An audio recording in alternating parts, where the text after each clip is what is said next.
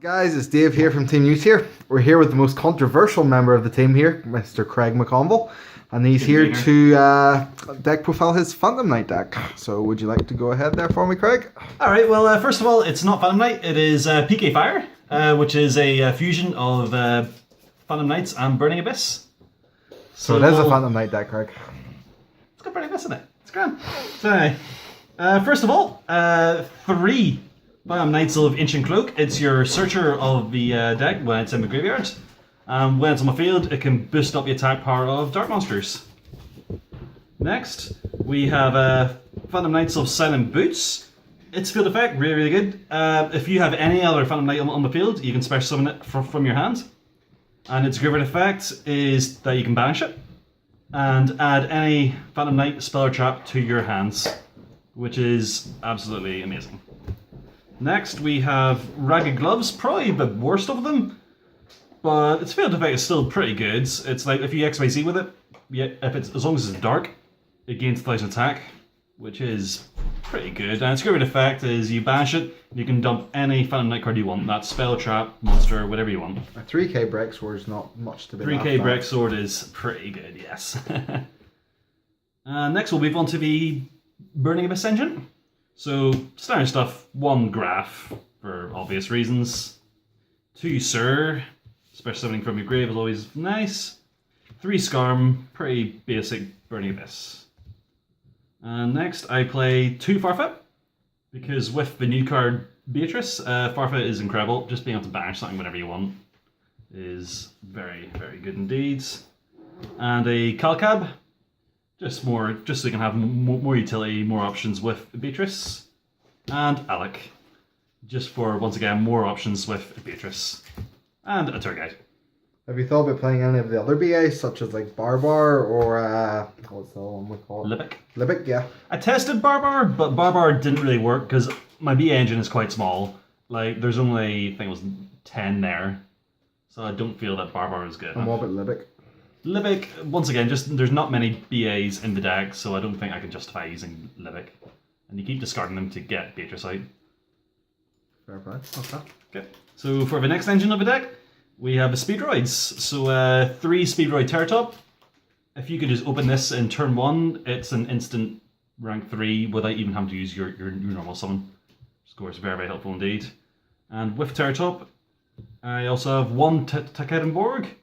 Because you only ever really need to use Terratop once, and you're fine with it because you'll most likely mill the rest of them anyway. So 1 Takarenborg is good because you don't ever want to open it. Even though I always open it. Have you thought about playing Triad Dice? I used to use Triad Dice, but you can't special summon it. The best thing about Speedroids is the fact that you don't have to normal summon them. Because saving your normal summon is great. Okay.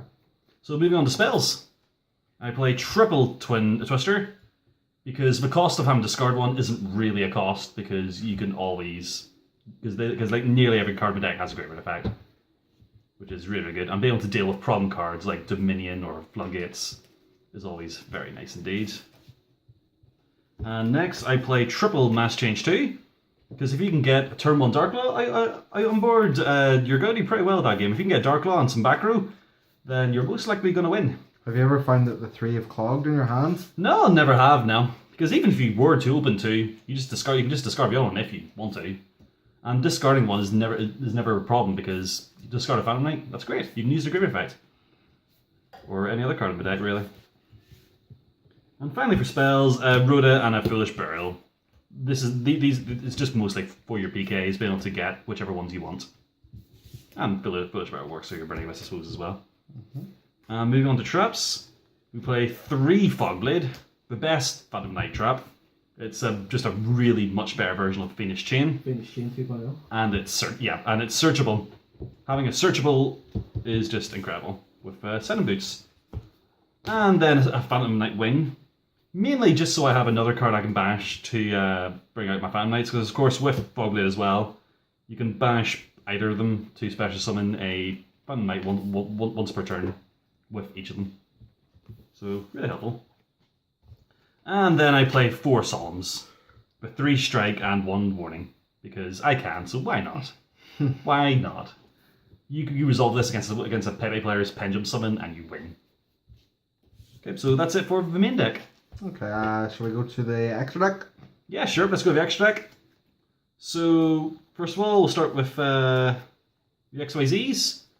So we have one Utopic Feature, because it's against Cosmo, which is a really tough matchup. It's basically your only out. I've seen some decks have been playing 2 Utopic Feature. Would you ever consider a second? I would definitely consider, but extra deck space is so tight.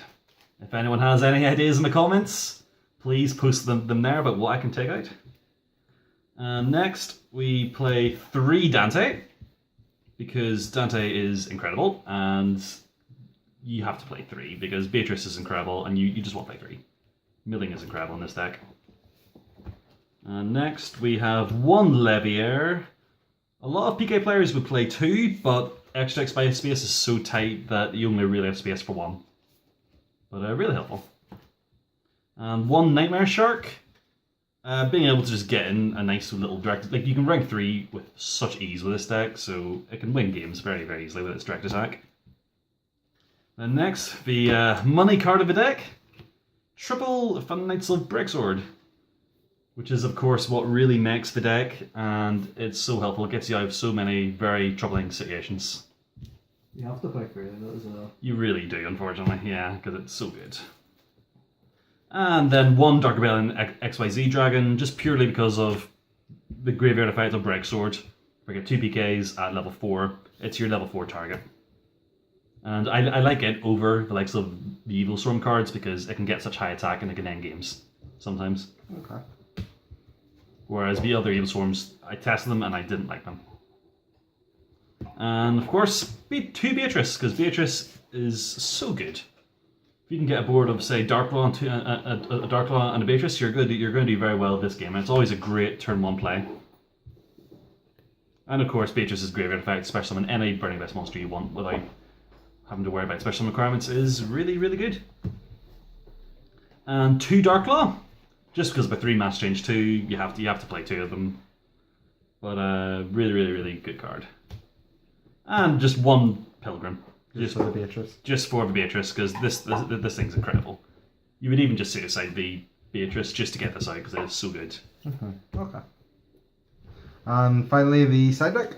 Side deck's nice and simple. I just play 3 ofs of all my cards here. So, Triple Maxi, just for against the likes of Pepe or Cosmo, really, and Mirror match as well. Mirror match as well. Maxi, you can do very, very well using Maxi. And then Triple Effect Veiler, mostly for Monarchs. Because most Monarchs, if you can Veiler their dead, then you're going to do very well that game. And then Triple Assistant Down, because the Cosmo matchup is very rough. So you need everything you can against Cosmo. And then Triple Mask Restrict, because Monarchs can be very annoying indeed with their Dominions. So you get Mask Restrict and they don't have an answer to it, then you're going to win, no problem. And of course, 3 Anti-Spell. Means that Pepe can't play the game, and it really hurts most of our decks as well. Okay, have you anything else you'd like to add before we end the deck profile? Not really, just hoping that the deck does not get hits. It's a genuinely really, really fun deck. It's one of the most funnest decks I've ever played. And that's it. Okay, thank you very much, Craig, and don't forget everyone to like, comment and subscribe. This is Dave from Team Utier signing out.